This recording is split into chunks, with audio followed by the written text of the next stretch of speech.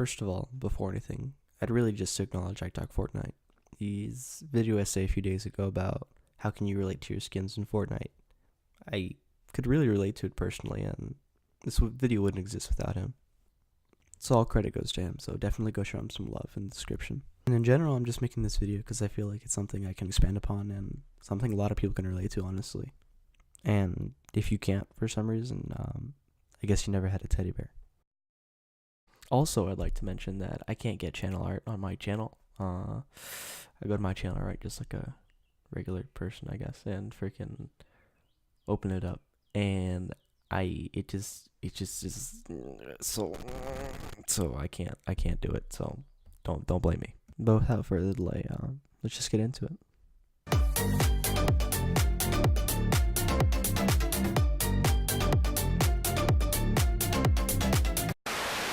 Oh, and if you're wondering what the gameplay is in the background, it's there's a link in the description, but it's also called The Witness. It's a game based off of philosophy and puzzles. So yeah. I think it's fair to say as a blanket statement that any man, woman, or child has had some kind of emotional attachment to an object at some point in their lives, whether it be a baseball or a favorite blanket or even pieces of cardboard. Personally, I can relate to that one a lot. But in general, I think it's fair to say that it's true and that everybody's had some sort of experience like that in their lives. I think we make these emotional connections because of the time we spend with the object and because of the memories we make with them, honestly. And in general, it's because of the reflection in ourselves that we see in the object. Take Laserbeam, for example. I know his entire channel isn't focused around Gingy, but it heavily leans towards him being Gingy in some way. And I don't think that's too far-fetched from the point that I'm trying to make. He even made a video about, saying goodbye to Gingy when he came back in the item shop, because it was a rare skin and all that. Or take Lachlan. I think he's a better example because he looks like Codename L. And when he thought he was going to come back to the shop, he also made a video about him and made a video about how if he came back to the shop he'd be sad and all that, because for him, that is him in some way. And I think that's really interesting because that automatically disproves that it's just a kid thing. Or interestingly enough, just take people like Postbox Pat or I Talk Fortnite. They have a main skin for their entire channel. Postbox Pat, his skin is Funk Ops, and I Talk Fortnite is of course Power Chord. And I think it's not an out of place trend. It's definitely deliberate, and it's definitely something that everyone in the Fortnite community does subconsciously. Personally, my favorite skin is Cloak Shadow. I just really like the color scheme and the whole aesthetic of the skin in general, but if I'm being honest, it's really because of what it is and what it means to me. Take the name. At first glance, it's called Cloak Shadow, and if you put a shadow in a cloak, then it's even darker. So I really like the play on words that the skin has, and the golden trimming and the horns around the top. It's just majestic. So on one hand, you have something that's really secluded and isolated, and on the other, it's beautiful at the same time. And I love that. I really do. And I swear I'm not copying I Talk Fortnite. I think it's also important to mention that it's the first skin that I ever bought, and I don't think I would have that connection to it if it wasn't, Because before I started playing the game, really started playing it, I was trash like everybody else, and I feel like when I had that skin, it differentiated me from other people. I think that's kind of the appeal that the game gives, Being a default isn't exactly always the best thing, and buying a skin kind of gives you an identity, and I think such a weird, bizarre, and interesting concept. On the other hand, though, I do have a skin that I like for absolutely no reason, but I do still carry emotional attachment to it. Personally, I just really like the Malice skin, and honestly, I don't know why, but I think it's one of the coolest looking skins in the game and definitely one of the most unique. I always use the skin when I play casually, and I think it's interesting to have that variety.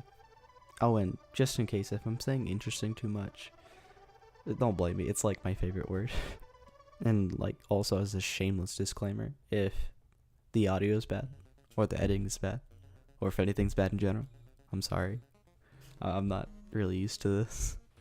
But honestly, as long as I get my point across and people understand, then I think I'm happy with that. Another skin that I really personally like is the Instinct skin. It was probably the first skin that I ever bought that when I saw it, I'm like, man, that's like a try-hard skin. And I know that sounds cringy or whatever, but honestly, like, I still see it like that. And the only reason that I do is because I think about Fresh. Mr. Fresh Asian, he's an Australian player, and I just relate him to that skin. I really do feel like, as a community though, people do that more often with the soccer skins, and it's such a interesting thing to think about. The whole idea that a community can put a name or an identification to a model in a game is really, I'm not going to say interesting, it's really something. And the whole culture around skins and what they mean and the outside identity is really interesting. Like, take the Rustler skin, the soccer skins, the food fight skins, the original troll skins. The whole idea of a few pixels on the screen having an identification with human emotions is something that has been in games for a long time, but I think in Fortnite it's really unique. Personally, talking from personal experience again, I used to play a game really similar to League of Legends, and I'm not going to mention it because I'm ashamed that I played it, and solely because it was a mobile game, but I love to buy skins in that game. And thinking about it now, the concept is still the same. You buy these things to differentiate yourself, and you buy these things to really stand out. And if anything else, you buy these things because they're aesthetically pleasing. But overall, there is some sort of connection. I think the most direct comparison to that would be like an adult buying Star Wars figures, or a teenager buying Magic cards. At first glance, it's pretty useless to buy pieces of plastic that look like characters from a movie, And I'm sorry if I'm offending any Star Wars fans out there, but it is useless. Sure, they'll collect monetary value over time, but that's not besides the point. Like, as a standalone basis, that plastic is useless. Just as Magic cards. And if you don't know, Magic is a card game. To my knowledge, it's like the oldest card game ever.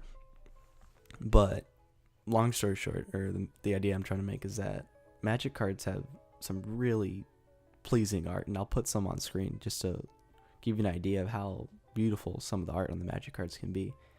And also, talking from personal experience, I've been attached to some of those cards before. So seeing how that connection goes from physical to digital, it's a really interesting cultural shift. And I think as a society, we'll always have those connections to things that aren't necessarily living, And it's a really interesting thing to think about, whether it be VR or pieces of plastic or cardboard. We're always going to find connections to something. And I think now's a good time, if ever, to talk about the last skin that I really think I connect to, and that's Dream. Now, I know the skin just came out like a few days ago, but as soon as I saw it, I'm like, man, I'm gonna love this skin. I love the color scheme, I love the aesthetic to it. I think for everybody, it reminds them of Kevin, because of the back bling. And in general, I look forward to using it. That's such a weird thing to say. I look forward to using a skin in a game. But regardless, there is a reason why I'm mentioning it, and it's because of the endowment effect. Now, the endowment effect just means that if you like something at first, you're going to stay attached to it. And I think with the first skin that I bought, Cloak Shadow, and with this one, it just has that connection to it, Obviously very different from Love at First Sight, but something related. Overall, though, I think that's about it. I may have not said everything that I wanted to say, but as long as I get a general idea out there, get people thinking, I guess that's all I was going for. Oh, and I should have said this at the beginning, but I'm really sorry if you had something to do and you watched this video. And I'm going to say that for like every video, but take your time seriously. Whether you're young or an adult or whatever position you are in life, time is something you can't take back. So don't waste your life on YouTube. It's not good. Go go actually live your life and make the most of it. And I hope whatever you're doing in life, you are able to succeed in doing that. So I guess that's about it. I really appreciate it if you've gotten this far into the video. And again, all credit goes to I Talk Fortnite. I would have not have had the inspiration to make the channel or to make this without him. So credit goes to him for this. And next video, I'm really thinking about talking about the Fortnite community, because there's some things in it that I really just, I see it, I'm like, somebody's got to talk about that. But yeah.